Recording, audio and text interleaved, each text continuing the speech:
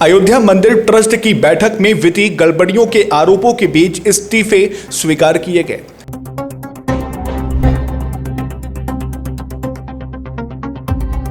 वरिष्ठ विश्लेषकों ने इसे आरोपियों को बिना किसी बड़ी जांच के बरी करने जैसा बताया।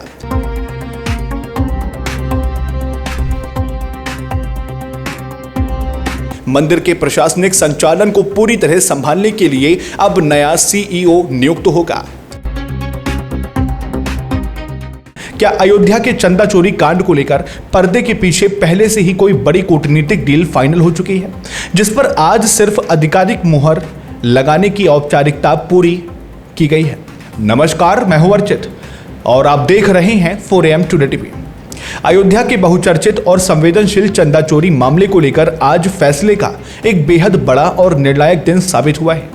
लाखों की संख्या में मौजूद राम भक्त इस बात की उम्मीद लगाए बैठे थे कि मंदिर ट्रस्ट में हुई कथित वित्तीय गड़बड़ियों के मुख्य आरोपियों पर कोई बेहद सख्त और ठोस दंडात्मक कार्रवाई देखने को मिलेगी। लेकिन आज आयोजित हुई राम मंदिर ट्रस्ट की इस महत्वपूर्ण बैठक के जो नतीजे निकलकर सामने आए हैं, उसने राजनीतिक गलियारों और विश्लेषकों के बीच एक नई बहस छेड़ दी है। वरिष्ठ पत्रकारों और विश्लेषकों का साफ तौर पर आरोप है कि इस बैठक में वही सब कुछ देखने को मिला जो पर्दे के पीछे कुछ दिनों पहले ही कूटनीतिक स्तर पर तय किया जा चुका था।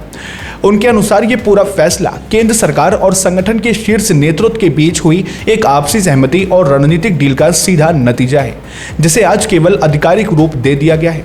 इस महत्वपूर्ण बैठक के दौरान मंदिर ट्रस्ट के सभी ट्रस्टियों ने उन मुख्य चेहरों को एक तरह से पूरी तरह से राहत दे दी है, जिन पर जनता और विपक्ष द्वारा लगातार गंभीर वित्तीय आरोप और तोहमतें लगाई जा रही थी।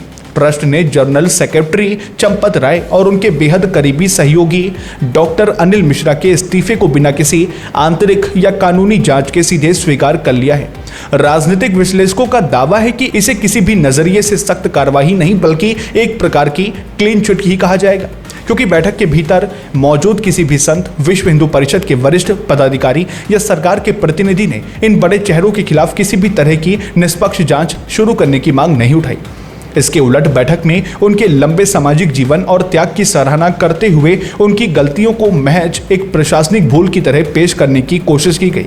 इस पूरे घटनाक्रम को देखकर विश्लेषक ये आरोप लगा रहे हैं कि इस करोड़ों अरबों के चंदे के मामले में केवल छोटे प्यादों को आगे करके बड़ी मछलियों को पूरी तरह से सुरक्षित बचा लिया गया है। राजनीतिक विश्लेषकों का यह भी दावा है कि इस पूरे मामले की रूपरेखा पहले ही तय हो चुकी थी कि आरोपियों के खिलाफ कोई जेल या पुलिस कार्रवाई नहीं की जाएगी, बल्कि सिर्फ उनका इस्तीफा लेकर उन्हें मुख्य भूमिका से किनारे कर दिया जाएगा। इस कूटनीतिक समझौते के बदले में ट्रस्ट के प्रशासनिक ढांचे में एक बड़ा अमेंडमेंट यानी बदलाव किया जा रहा है, जिसके तहत अब पूरे ट्रस्ट के ऑपरेशनल और मैनेजमेंट के कामकाज को संभालने के लिए एक मुख्य कार्यकारी अधिकारी यानी सीईओ की नियुक्ति की जाएगी। विश्व हिंदू परिषद के अंतर्राष्ट्रीय अध्यक्ष आलोक कुमार ने भी इस बात की पुष्टि की है कि बेहतर संचालन के लिए एक योग्य सीईओ की जरूरत है और इसके लिए एक सर्च कमेटी का गठन भी कर दिया गया है। विश्लेषकों का मानना है कि इस पद पर केंद्र की पसंद के किसी वरिष्ठ नौकरशाह को बिठाया जा सकता है, जिससे ट्रस्ट का पूरा नियंत्रण प्रशासनिक रूप से बदल जाएगा। दूसरी तरफ ट्रस्ट के नवनियुक्त कार्यकारी महासचिव कृष्ण मोहन ने भी स्वीकार किया है कि मंदिर के प्रबंधन, चंदे के संकलन और उसे बैंक में जमा करने की पूरी प्रक्रिया में कुछ व्यवहारिक कमियां और लूप होल्स जरूर रह गए थे, जिनका अनुचित लाभ उठाया गया। उन्होंने भरोसा दिलाया कि वह भविष्य में इन त्रुटियों को सुधारने का पूरा प्रयास करेंगे। आधिकारिक आंकड़ों के मुताबिक ट्रस्ट को अब तक कुल 3264 करोड़ रुपए का दान प्राप्त हुआ है, जिसमें से 2370 करोड़ रुपए निर्माण कार्यों में खर्च हो चुके हैं। मंदिर उद्घाटन के बाद से अब तक करीब 582 करोड़ रुपए का संकलन हुआ है, जिसका एक बड़ा हिस्सा परिचालन खर्चों में जा चुका है और शेष राशि स्टेट बैंक में जमा है। विश्लेषकों का कहना है कि बिना किसी स्वतंत्र फॉरेंसिक ऑडिट या केंद्रीय एजेंसी की निष्पक्ष जांच के इस मामले में पूर्ण पारदर्शिता लाना असंभव है।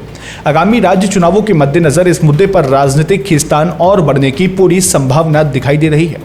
फिलहाल आपका इस खबर को लेकर क्या विचार है? अपनी राय कमेंट बॉक्स में जरूर साझा करें, लाइक करें, शेयर करें और सब्सक्राइब करें 4AM टुडे टीवी को। फिर मिलते हैं अगली नई खबरों के साथ, तब तक के लिए नमस्कार, जय हिंद, जय भारत।